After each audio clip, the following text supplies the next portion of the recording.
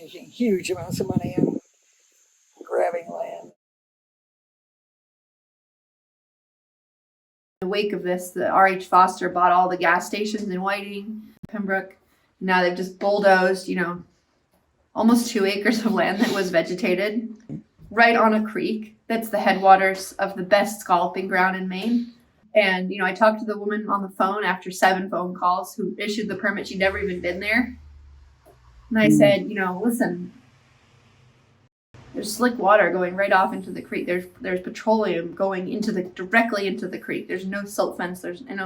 So, I guess what I'm saying is our regulatory oversight is wholly inadequate to the scale of land use challenge that we are confronting now. And now that Washington County has got a better road to it and more tourism and COVID and climate change and the pressures of the world are arriving here, we had better get ready to confront developers and developments, and we better get ready to protect our water, because this is the place where we have the last native fish on the entire Atlantic seaboard. We have the last runs of Atlantic salmon, we have shad, we have herring, we have alewives, we have elvers, we have bass, we have stripers, we have all that. Well, there's not native, the bass, but we have fish here.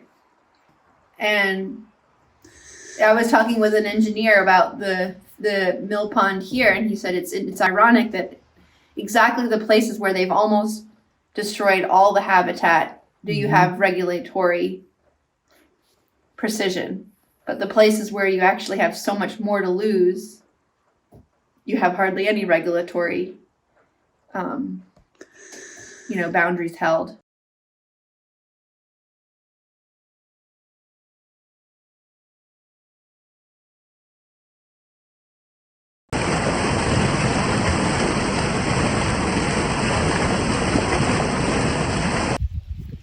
But I ain't gonna holler.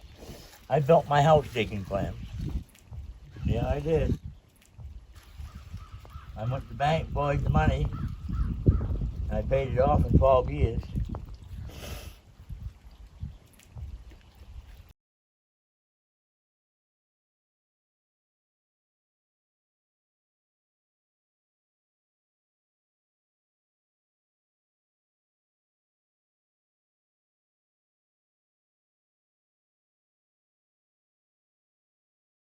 As the mine came through and then the arguments pro and and against the mine, I realized that we don't do enough in our own culture to recycle the things we already have. I have a cell phone that's going to be obsolete in 3 or 4 years, and it's full of perfect metals that they want, gold, platinum, silver, all the things they want are right here in this phone, and they get tossed out by the millions.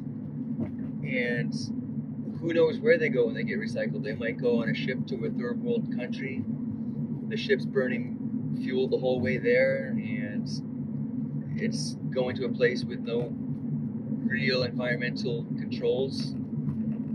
If people really wanted to stop mining, maybe we should use the metals that are in here already perfectly well right here and get them back in our hands. Maybe the people that invest in mines should also think about maybe investing in these companies that could recycle the metals that are in here. I'm sure if you wanted an ounce of gold, you would get more gold, and we're going to get more out of these phones than we would out of 10 million cubic yards of soil that's going to get contaminated and water that's going to get polluted.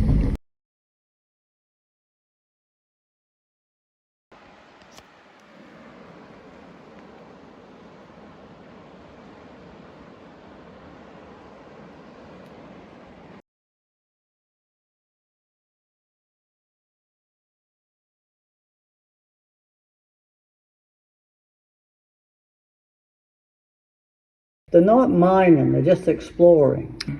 There's a difference. Well, mining is digging, and exploring is just drilling some holes to get core samples.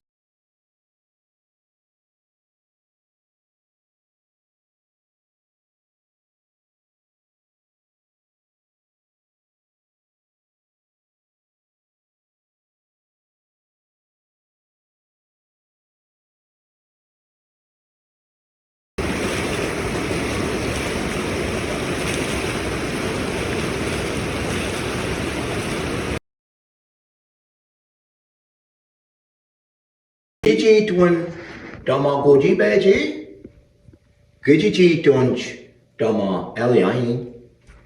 If you know where you come from, you'll know where you're going. Past summer, we did a ceremony to return them. When I saw those labels and those how they were cataloged and those boxes, very, very disturbing to me. Number one, very emotional. Okay, and I couldn't even look at them like for a long time. I just like looked at the numbers and I just looked away because I just didn't want to, even see that really. But I just couldn't help myself. Well, the reason why it was so hard is because they never showed any respect to my ancestors.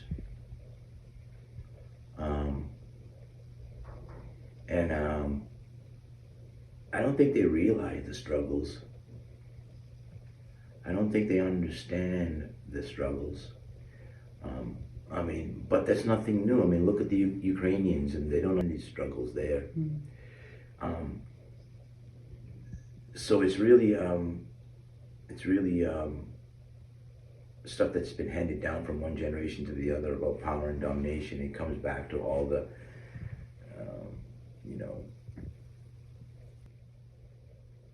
the power. It's just really disgusting. I don't even like to get into it.